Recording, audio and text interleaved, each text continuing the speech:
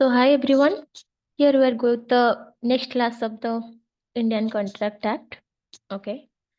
So in the last class, we have discussed about the contract of the indemnity and guarantee, under which I have already explained you that when we are talking about the contract of the indemnity means to give compensation to someone. For example, if I want to indemnify someone, that means I am paying the compensation to that specific person for the losses or the damage. That loss or the damage might occur by me or by the promiser itself or by any other person. Okay. So if I am promising you that I am going to pay you the compensation if you are suffering any kind of losses in your business or in this that loss might occur due to myself or might occur due to any other person. Okay, this kind of the contract where there is the contract to indemnify or to pay compensation to a specific person where the person is suffering any kind of the losses. Okay, so this is the contract of the indemnity we have discussed. And under the contract of the guarantee, we have discussed where there is a contract between the two parties for a specific kind of the activity, or for example, I have taken a certain amount of the money or certain amount of the thing from you, and in return, I need to pay you a specific amount of the money or specific amount of the obligations that I have towards you, and you don't have the trust on me, or this or the obligation is so important that it needs this assurance of a surety. In that case, I can appoint a person as the surety of the contract to compensate for the contract. That why the surety is being appointed, that we have already discussed. That it is the duty of the surety to assure that if the person who is doing the contract, that means the person who is the promiser, okay, if that person is unable to perform his part, or the person who is the principal debtor, that person is unable to perform his duty or perform his responsibility, in that specific circumstances it will be the responsibility of the surety to compensate for that specific contract. Okay. uh, and we have also discussed about who is the principal debtor, who is the creditor, who is the surety, that we have already discussed. The person who is who has taken the debt. Okay. For example, I have taken the amount of 10,000 or 15,000 rupees from you. Here I am the principal debtor from you. Okay. Because I have taken a certain amount of the money from you. So the person who has taken the service or taken the money or taken any kind of or done any kind of the contract for a specific payment of the money on behalf of the debt which he did, that person is called as the principal debtor. Okay. And who is the creditor? The person who has given the money. That means the person who has credited the amount of the money, that person is called the creditor. The person who has taken the money is called the debtor, on whose behalf the contract is being made. For example, who is the surety? The surety is a person who gives the assurance that if the principal debtor or the person who has taken the debt, if that person is unable to pay the specific amount, or if the amount cannot be paid by that specific person, then yes, I am here. I will do the payment on behalf of that specific person. This is the duty of the principal debtor to do his promise that in the absence of the in the absence of the principal debtor, this is the promise from the surety to pay the debt or to compensate the damage to the creditor in the absence of the principal debtor. Okay. So the surety on whose behalf the surety gives his assurance to do the payment or to compensate the credit or to compensate the damage, that person is called the principal debtor. Okay. And who is the creditor? The person to whom the assurance or surety is being given, or who has given the money or who has given the service is called the person who is the creditor. Okay. And who is the surety, that we have already discussed. These things, I think it is clear to all of you. Um, if you want, we can just have a small look on this in the Hindi for your specific clarification. यहाँ पे थोड़ा सा आप लोगों को हिंदी में समझा देती हूँ, तो ताकि आप लोगों के लिए थोड़ा आसान हो जाएगा। ये मान के चलिए कि there is a person A, B and C. Okay. A ने बी को एक सामान का डिलीवरी दिया है। There is certain kind of the goods which A has delivered to B, okay, which cost up to the amount of 1 lakh of the rupees. A ने क्या किया? B को कुछ सामान का डिलीवरी दिया, जिसका जो प्राइस होगा, जिसका जो कॉस्ट होगा, वो 1 लाख से ज्यादा हो जाएगा। ओके। तो जब A ने B को उतना अमाउंट का अ, उतना उतना सामान जब डिलीवरी किया, तब क्या हुआ ना, at that time what happened, B ने बोला कि मेरे पास तो अभी इतना पैसा नहीं है, I don't have this much amount of the money, so मैं क्या करूंगी, I will pay the whole amount of 1 lakh rupees to you. आपने जो सामान दिया है वो सामान को मैं यूज कर लूंगी, बट मैं अभी ये जो 1 लाख रुपया है आपका, वो मैं अभी पेमेंट करने का कंडीशन पे नहीं हूँ। सो आई कैंट पे इट राइट नाउ, आई पे इट आफ्टर 3 मंथ्स, एंड ये मैं आपको प्रॉमिस करता हूँ। तो उस प्रॉमिस को थोड़ा और पक्का करने के लिए यहाँ पे आता है श्योरिटी। सी सी यहाँ पे आके बोलता है कि मैं यहाँ पे बी के तरफ से आपको श्योरिटी दे देता हूँ कि अगर बी ने आपको 3 महीने के अंदर ये पैसा पेमेंट नहीं किया, 1 लाख रुपया पेमेंट नहीं किया, तो सी के बदले आई am responsible to pay the amount of 1 lakh of the rupees. अगर सी ने आपको पेमेंट नहीं करता है ये 1 लाख रुपया, तो सी के बदले मैं आपको वो 1 लाख रुपया 3 महीने के बाद दे दूंगा। So this is called the contract of the guarantee by the surety. यहाँ पे क्या होता है, पहले ए और बी के बीच में कॉन्ट्रैक्ट हुआ। बी ने बोला ठीक है, मैंने सामान ले लिया ए से, बट मैं अभी पेमेंट नहीं कर सकती, 2 महीने के बाद, 3 महीने के बाद मैं पेमेंट करूंगी। ए ने क्या किया, सामान दे दिया है। तो यहाँ पे डेप्ट जो है वो किसके ऊपर है, बी के ऊपर है। मान लो ये एक एग्जाम्पल हो सकता है। दूसरा एग्जाम्पल आप ले लो कि फॉर एग्जाम्पल बी को पैसे का कुछ जरूरत है, बी का बेटी का शादी हो रखा है, तो बी को पैसा चाहिए 1 लाख रुपया। वो ए के पास आता है, बोलता है कि भाई देखो मेरे पास पैसा नहीं है, मेरे को 1 लाख रुपया चाहिए। तो ए ने बोला कि ठीक है मैं पैसा दे देता हूँ, बट मेरे को मेरा पैसा जो है वो 3 महीने के अंदर वापस चाहिए। बी ने बोला कि ठीक है भाई, मैं पैसा 3 महीने के अंदर वापस दे दूंगा। तो इस बात को थोड़ा और पक्का हो जाता है जब सी वहां पे एज ए श्योरिटी आता है, और सी ये बोलता है कि अगर बी ने यहाँ पे पेमेंट नहीं किया सही टाइम पे, तो payment on behalf of B कौन करेगा, मैं कर दूंगा, I pay for B. So here C acts as the surety. यहाँ पे जो डेप्ट लिया है, जो पैसा भरना पड़ेगा, किसको भरना पड़ेगा, बी को भरना पड़ेगा। पैसा दिया कौन, ए, ए ने पैसा दिया है, या फिर ए ने सामान डिलीवरी करवाया है। तो यहाँ पे जो आपका क्रेडिटर है, जो जिसने पैसा क्रेडिट किया, किसने किया, क्रेडिट करना मतलब पैसा देना, किसने दिया, ए ने दिया, ए इज द क्रेडिटर।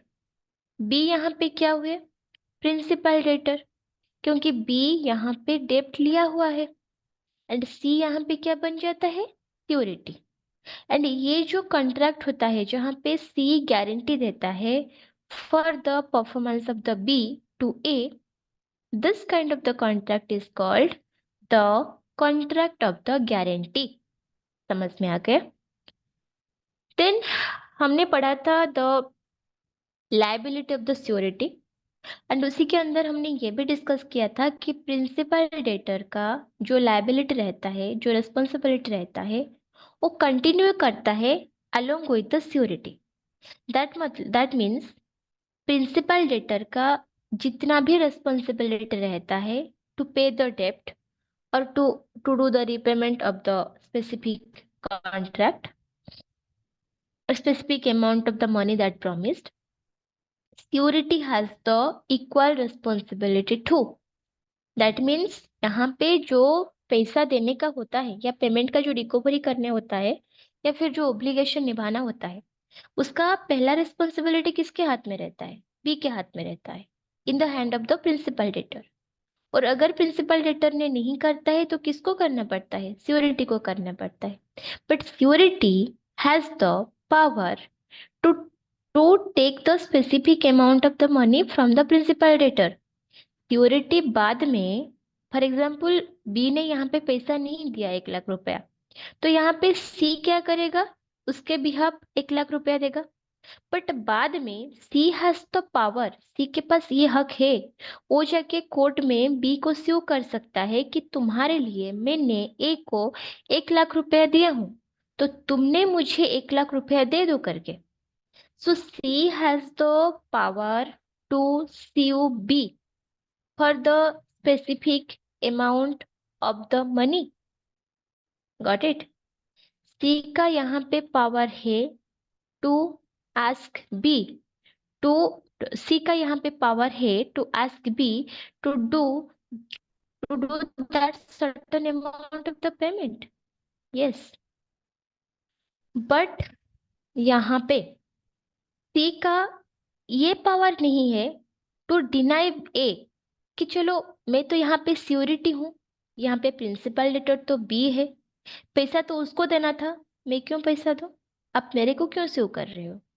ये सी नहीं बोल सकता, क्योंकि पैसा देने का रिस्पॉन्सिबिलिटी जितना बी का है उतना सी का है। माना कि पहले बी को पैसा देना बनता है, बट अगर बी नहीं देता है तो सी को देना पड़ेगा। बाद में सी बी से क्लेम करके पैसा ले सकता है, बट जब ए को पैसा पाने का बात आता है तो पहले either B, and in the absence of the B, C has to pay the amount. Got it? Next आपका आता है कंटिन्यूइंग गारंटी। कंटिन्यूइंग का गारंटी क्या मतलब होता है? When there is the series of the transactions, that is called a continuing guarantee. That means जब कोई ट्रांजैक्शन ना सीरीज वाइज होता है, one by one, back to back होता रहता है, उसको बोलते हैं कंटिन्यूइंग गारंटी। जब गारंटी आपका कंटिन्यू कर रहा हो। ओके, फॉर एग्जाम्पल जैसे कि इसी के अंदर भी हम लोगों ने ऑलरेडी समझ चुके थे कि मैंने किसी के लिए ये श्योरिटी देता हूँ कि अगर वो अपना जो भी पेमेंट है वो 2 महीने के अंदर इस दुकान से जितना सारा सामान खरीदेगा, अगर उसका पेमेंट वो नहीं करता है, then I am going to pay for that person. Okay, for example there is my daughter B. मेरा एक बेटी है, उसका नाम है बी। तो बी क्या करता है? बी क्या करती है? दुकान जाती है, सामान खरीदती है अपना खर्चा के लिए। तो as a mother, it is my responsibility to pay for my daughter. So what I am telling to the shopkeeper that I am here the surety of the B, my daughter. तो B एक इस 2 महीने के अंदर in this 2 month, whatever things B will take from your shop, B आपके दुकान से जो भी सामान लेगी, if C is not paying for anything, अगर वो किसी भी चीज का पेमेंट नहीं करती है, then I am responsible to do that payment. आप मुझसे वो पैसा ले लेना। तो ऐसा ही होता रहा। 2 महीना चला गया, 2 महीने के बाद मैंने वो गारंटी और थोड़ा कंटिन्यू कर दिया। मैंने बोला कि 6 महीना तक मेरी बेटी जो भी सामान लेगी उसका पैसा मैं पे करती रहूंगी। So the contract has been extended from 2 months to 6 months। This is called the continuing guarantee. जहाँ पे आपका जो गारंटी है, अब आपका जो एश्योरेंस है करता रहा, वो चलता रहा, उसने वो खत्म नहीं हुआ, है ना। बट जहाँ पे हमारा ये बात आता है कि गारंटी को खत्म करने का बात आता है, जब गारंटी खत्म हो जाता है एक कॉन्ट्रैक्ट के बाद, तब वहां पे सिक्योरिटी का और कोई लायबिलिटी नहीं रहता है to do to perform his duty. जैसे कि मैंने बोला कि बी के लिए मैं पेमेंट करूंगा, मैं पेमेंट कर दूंगी। पहला 2 महीना मैंने किया, 6 महीना तक मैंने एक्सटेंड किया, ठीक है। तो जब मैंने 6 महीने तक उसका पेमेंट करता रहा, तो 7वां महीना से बी दुकान से जितना भी सामान लेगी, am I responsible to do the payment for that? The answer is no. Because यहाँ पे मेरा जो गारंटी था, मेरा जो सिक्योरिटी का एश्योरेंस था, वो तो खत्म हो ही चुका था। So I am not no more liable to do the payment for that. Okay, this is called the continuing guarantee that we have already discussed under the Indian contract act. And हमने section 130 पे ये पढ़ा था कि जब कोई surety अपना guarantee वापस ले लेता है, फॉर एग्जाम्पल मैंने पहला 2 महीने का कॉन्ट्रैक्ट किया था कि चलो 2 महीने में इस दुकान से जितना भी सामान बी लेगी, मैं उसके लिए पेमेंट करने को रेडी हूँ। बट 2 महीने के अंदर, 2 महीने के बाद मेरा दिमाग चेंज हो गया, मैंने बोला कि मैं और उसके लिए पेमेंट करने को रेडी नहीं हूँ। I am not continuing the guarantee, I want to revoke my guarantee का वक्त हो चुका है। तब मैंने बोल रही हूँ कि इस 2 महीने पे भी जितना पैसा उसने खर्चा किया, I am not ready to pay for that. Is it acceptable? The answer is no, it is not acceptable. क्योंकि मैंने पहले जो वादा किया था कि 2 महीने के अंदर जितना भी रिस्क होगा, जितना भी खर्चा होगा, वो मुझे पेमेंट करना पड़ेगा, तो करना पड़ेगा। 2 महीने का जितना भी खर्चा है, उस एक्सपेंसेस से मैं अपने आप को छुटकारा नहीं दे सकती। I have to pay for that. Got it? तो ये हमने तो पढ़ चुके थे। और नेक्स्ट हमने ये भी पढ़ा था revocation of continuing guarantee by the surety death. जहाँ पे हमने ये पढ़ा था कि जहाँ पे श्योरिटी का मौत हो जाता है, श्योरिटी ऊपर चला जाता है, तो किसी का मौत के बाद क्या उसकी का सिक्योरिटी कंटिन्यू करता है? कैसे करेगा भाई?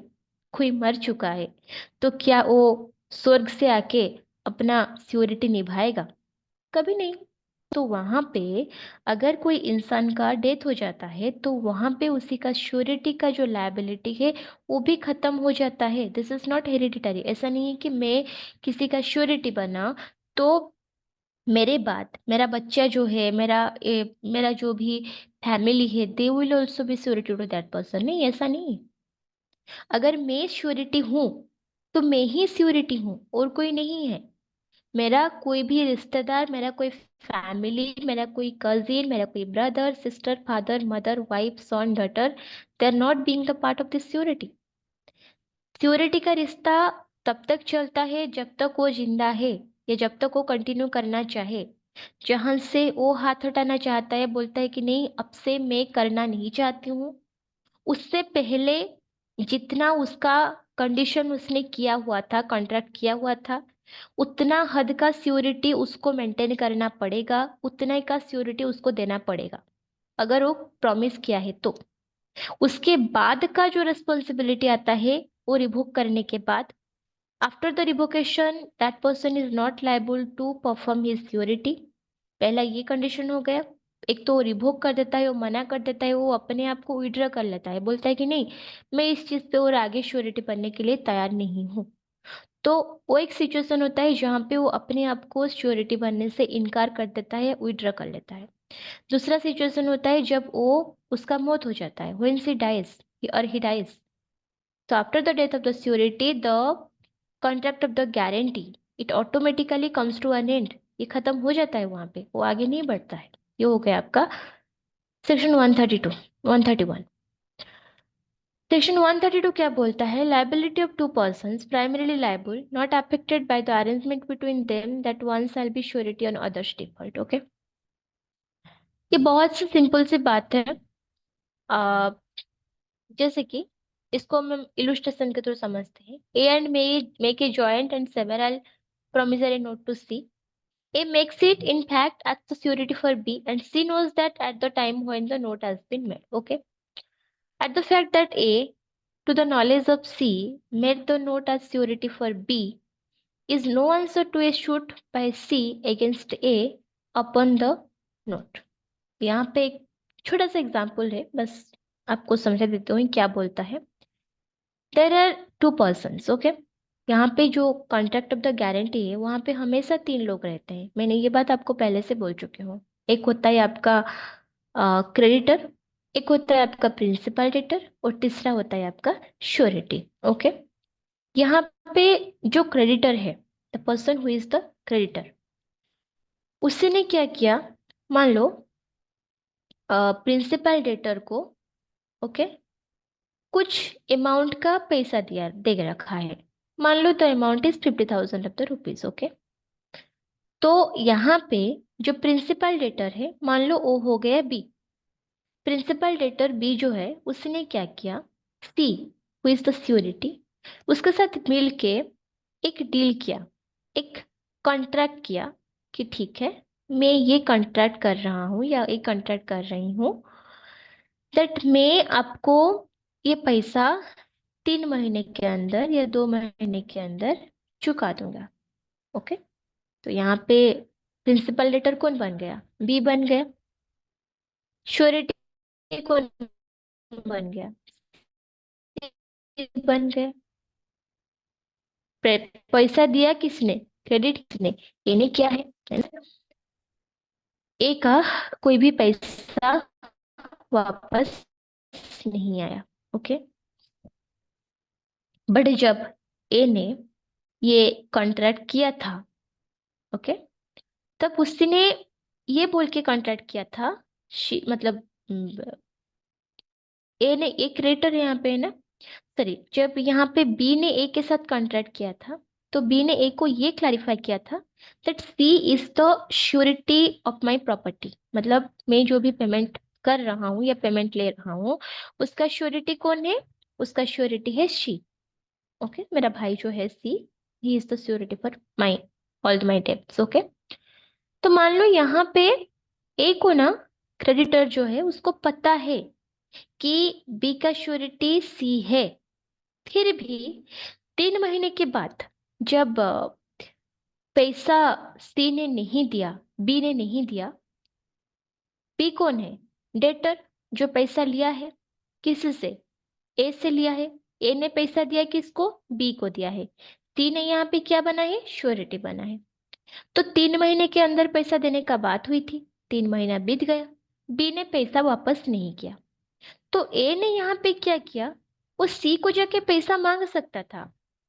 ए is liable to ask C to do the payment कि चलो तुम यहाँ पे सिक्योरिटी हो, देखो तुम्हारा जो भाई है उसने पैसा नहीं दिया है तो उसके बिहाफ तुमने ये 50,000 जो रुपीज है डेप्ट है वो आप चुका दो करके वो मांग सकता था. बट उसने क्या किया, सी को पैसा ना मांग के ए के अगेंस्ट एक सूट फाइल कर दिया कोर्ट ऑफ लॉ में. उसने कोर्ट पे ये कंप्लेन किया है कि देखिए ये बी जो है मेरे से 50,000 रुपया लेके रखा है, मेरा पैसा वापस नहीं कर रहा है. तो यहाँ पे ए और सी के बीच में जो कॉन्ट्रैक्ट हुआ था श्योरिटी का, is it affect, will it affect the contract of the और the suit of the recovering the amount, no. यहाँ पे बी और सी के बीच में श्योरिटी का या गारंटी का जो एग्रीमेंट हुआ था वो अलग है. यहाँ पे B according to the contract of the surety C को रिक्वेस्ट कर सकता है कि मेरे अगेंस्ट अभी कोर्ट पे केस फाइल हो रखा है एंड मेरे पास अभी पैसा नहीं है, मैं पैसा का पेमेंट नहीं कर सकता हूँ, तो आपने मेरे लिए पैसा दे दीजिए. यहाँ पे बी ने सी को पेमेंट करने के लिए ना रिक्वेस्ट कर सकता था, रिक्वेस्ट कर भी सकता है. यहाँ पे जब कोर्ट पे हियरिंग के लिए बी को बुला जाएगा तो बी ने यहाँ पे बोलेगा कि देखिए मेरे पास पैसा नहीं है, तो मेरे मेरे मेरे अकॉर्डिंग से यहाँ पे मेरा जो भाई है सी है, वो श्योरिटी है, वो अभी 50,000 रुपया पेमेंट करेगा, तो मैं बाद में बी को ये सी को ये पेमेंट मैं अपना पेमेंट कर दूंगा, है ना।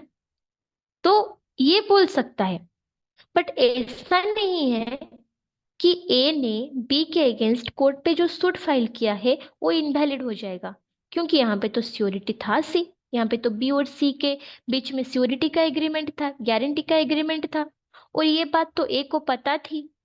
तो ये ए तो यहाँ पे पहले सी को स्यू करना चाहिए था ना। ये तो जाके पहले सी को पैसा मांगना चाहिए था कि भाई मेरा पैसा दो करके, क्योंकि आपने जिसके तरफ से श्योरिटी का एग्रीमेंट किया था वो तो पैसा पेमेंट नहीं किया, तो ये पेमेंट आपने कर दो। तो यहाँ पे ए ने पैसा सी को बिना मांग के अगर कोर्ट ऑफ लॉ पे जाके बी के अगेंस्ट स्यू करता है, केस फाइल करता है कि सी ने मेरा पैसा बी ने मेरा पैसा वापस नहीं किया है करके, is the suit is invalid in nature? The answer is no.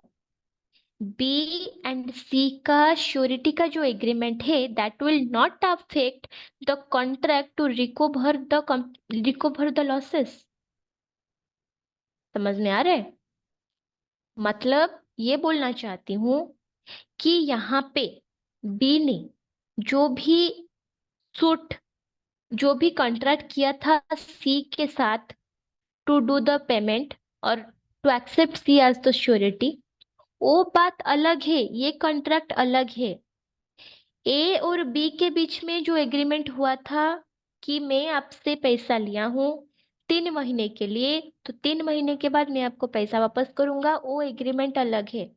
उस एग्रीमेंट के हिसाब से अगर ए चाहता है, ए के पास दो ऑप्शन है, ए जाके बी के अगेंस्ट कोर्ट पे शिव कर सकता है कि यहाँ पे बी जो है मेरे से 50,000 रुपया पैसा लेके रखा है, मेरा पैसा वापस नहीं दे रहा है, ये कर सकता है। नहीं तो जाके सी कोर्ट सीधा बोल सकता है कि आप यहाँ पे सिक्योरिटी हो, तो आपने मुझे पैसा दे दो करके। तो here A has two options to do, so it is up to A कि वो क्या करेगा। That is why I want to say according to section 132 कि यहाँ पे ये बी और सी के बीच में जो सिक्योरिटी का गारंटी का जो एग्रीमेंट है ना, that is not affecting the contract between A and B, and here A can sue B for the payment of the money, and the contract of the surety, the contract of the guarantee is not going to stop at all it। यहाँ पे जो guarantee का जो contract हुआ है ना B and सी के बीच में, वो किसी ए को बी के अगेंस्ट केस फाइल करके पैसा रिकवर करने से नहीं रोक सकता। This two are different. Got it?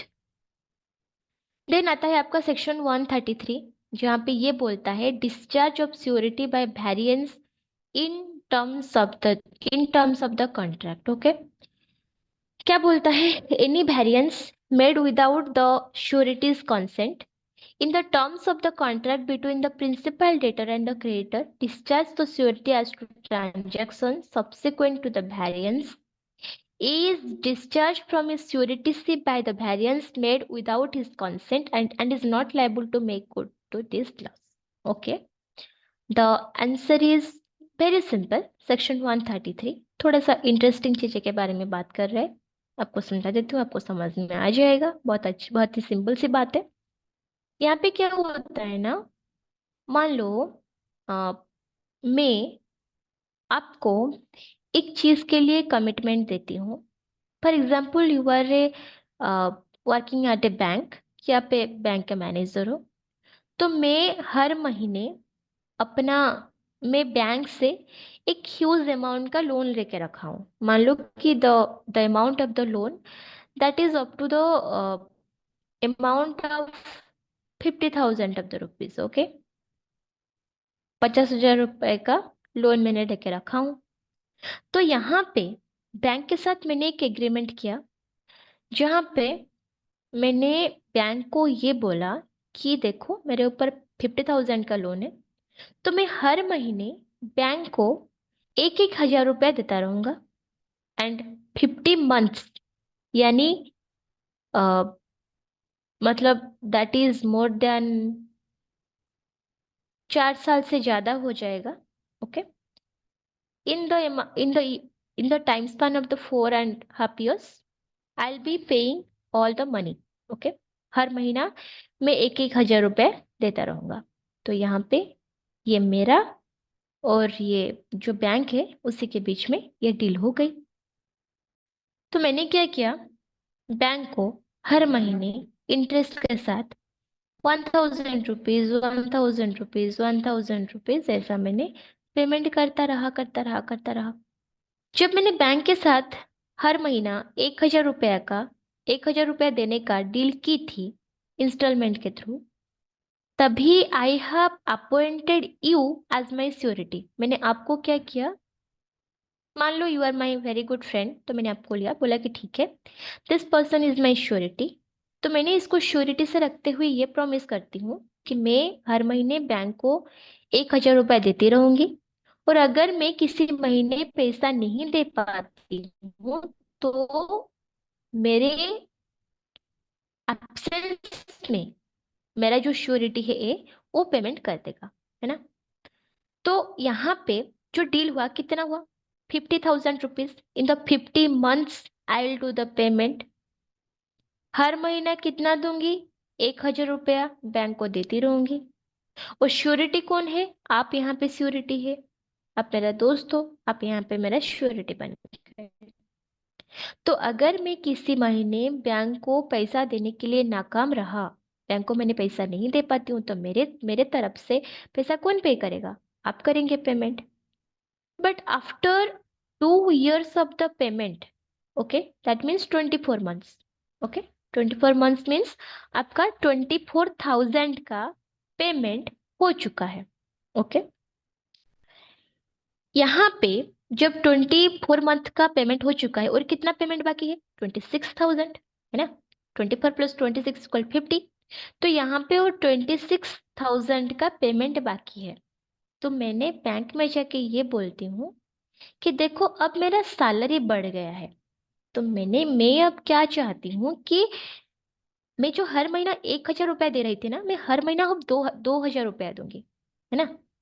तो हर महीना अगर मैं 2,000 रुपया देती हूँ तो यहाँ पे मेरे को, sorry for the interruption, got a call, okay. So हर महीना अगर मैं 2,000 रुपया देती हूँ तो मेरे को कितना कितना महीने में हो जाएगा, 13 महीने में हो जाएगा काम। क्योंकि अगर पहले मैं 1,000 रुपया दे रही थी तो मुझे 1,000 में मैंने मान लो कि मैं 2 साल निकाल लिया। 2 साल मीन्स 24 मंथ्स हो गया मेरा पूरा।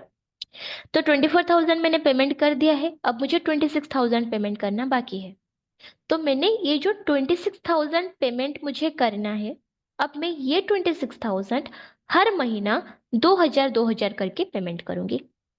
तो मेरे को अभी 13 मंथ और लगेगा, दैट मीन्स 1 year 1 month में मेरा पेमेंट कंप्लीट हो जाएगा। और मेरा यहाँ पे जो श्योरिटी रहा, मेरा जो दोस्त, आप मेरा यहाँ पे श्योरिटी हो, यही मेरा श्योरिटी रहेगा।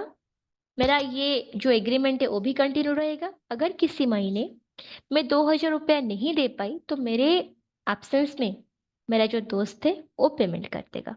तो ये हो गया मेरा बैंक के साथ नया डील। जो पहले का डील था कि हर महीना 1,000 दूंगी, अब डील चेंज हो गया है, हर महीना मुझे अब 2,000 देना है। बट ये जो मैंने अपना जो एग्रीमेंट पे, अपना कॉन्ट्रैक्ट में बैंक के साथ जो मैंने किया, जो चेंजेस किया हूँ, वो मैंने आपको नहीं बताई। आप मेरे दोस्त हो, आप यहाँ पे मेरे श्योरिटी के रूप में हो, ओके।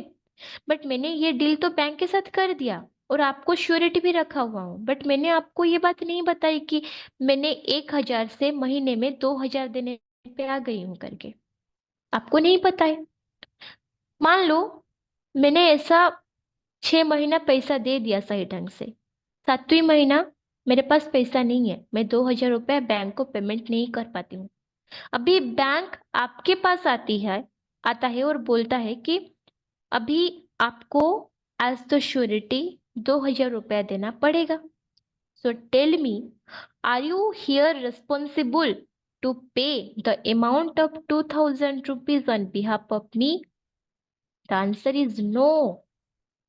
आप मुझे पूछ सकते हैं कि यहाँ पे तो मैं ही तो श्योरिटी हूं, तो मुझे कैसे पैसा नहीं देना पड़ेगा? क्योंकि ये जो मैंने नया डील किया हूँ बैंक के साथ, मैंने अपना कॉन्ट्रैक्ट में जो चेंज की हूँ, did I inform you to do that before doing that? क्या मैंने वहां पे वो करने से पहले आपका कंसेंट मांगा था? क्या मैंने आपको पूछा था कि अगर मैं 1000 से 2000 रुपया कर देती हूँ तो क्या आप श्योरिटी रहना चाहेंगे? अगर मैं किसी महीने 2000 रुपया पेमेंट नहीं कर पाती हूँ तो क्या आप मेरे लिए वो 2000 रुपया दे सकते हैं? मैंने आपको नहीं पूछा था। अगर आपको बिना पूछे मैं किसी भी तरह कंट्रैक्ट खुद खुद पे खुद डिसीजन लेके बैंक पे साइन कर दिया, नया कॉन्ट्रैक्ट में एंटर कर लिया, and that contract has been done without your consent, surety को बिना बताए, श्योरिटी को बिना इन्फॉर्म किए, उसके कंसेंट के बिना मैंने अपना कॉन्ट्रैक्ट पे कोई नया चेंज कर लिया है, बड़ा सा चेंज कर लिया या फिर छोटा सा भी चेंज क्यों ना कर लो, और श्योरिटी यहाँ पे उतना देने का कैपेबिलिटी नहीं है श्योरिटी के पास। एंड इवन इफ है भी कैपेबिलिटी, उसको इस चीज का अंदाजा तक नहीं था कि पैसा जो है, महीने में जो वो 1000 रुपया दे रहा था, अभी उसी को महीने में 2000 देना पड़ेगा। अगर ये प्रिंसिपल लेटर पैसा पेमेंट नहीं किया तो उसको ये बात पता ही नहीं था। So here the surety has no responsibility to do the payment of the money. Surety यहाँ पे अपना रिस्पॉन्सिबिलिटी से खुद को छुटकारा ले सकता है, बोल सकता है भाई अब मैं कॉन्ट्रैक्ट का पार्ट नहीं हूँ, I M relieving my surety over here. मैं यहाँ पे अपना जो श्योरिटी का रिस्पॉन्सिबिलिटी था ना, मैं यहाँ पे इसी से अपने आप को विड्रॉ कर लेती हूँ। क्योंकि यहाँ पे जो कॉन्ट्रैक्ट हुआ था ना, वो मेरे को बिना बताए किया गया है। मेरे को नहीं पता था कि अभी पैसा 1000 से 2000 बढ़ गया है करके, तो मेरे पास तो अब देने का हक बनता ही नहीं है, क्योंकि आपने जब ये नया कॉन्ट्रैक्ट किया, आपने क्या मुझे पूछ के किया था? नहीं बताया था ना। तो जब आपने मुझे नहीं बताया था, तो why should I be responsible for your losses? Why should I be responsible to pay for your debts? No, I am not responsible. तो यहाँ पे श्योरिटी अपने आप को विड्रॉ कर सकता है अगर श्योरिटी को बिना बताए किसी भी तरह का नया कॉन्ट्रैक्ट एंटर हुआ है तो। And surety can release himself और herself from the specific responsibility, ये बोला गया है सेक्शन 133 में। एंड यहाँ पे सबसे बड़ी बात यह है कि डिस्चार्ज ऑफ द श्योरिटी तभी हो सकता है अगर कॉन्ट्रैक्ट पे कुछ भैरी किया गया हो, कुछ चेंजेस किया जा रहा हो, एंड वो बात श्योरिटी से छुपाया जा रहा हो। बट अगर श्योरिटी उसी बात में कंसेंट देता है कि हाँ ठीक है, महीने का 2000 देने के लिए मैं तैयार हूँ, तो फिर ठीक है, उसको देना ही पड़ेगा जब प्रिंसिपल लेटर पैसा नहीं दे पाएगा तो। बट अगर उसी को बिना बताए किया हुआ है तो बेशक वो अपने आप का रिस्पॉन्सिबिलिटी वहां से रिलीव कर सकता है, डिस्चार्ज कर सकता है, and the surety is no more responsible to continue his part of the performance. तो ये हो गया आपका सेक्शन 133। नेक्स्ट आता है आपका सेक्शन 134। ये क्या बोलता है? Discharge of surety by release और discharge of the principal letter. तो प्रिंसिपल लेटर का रिलीज से श्योरिटी का भी रिलीज हो सकता है, हो जाता है।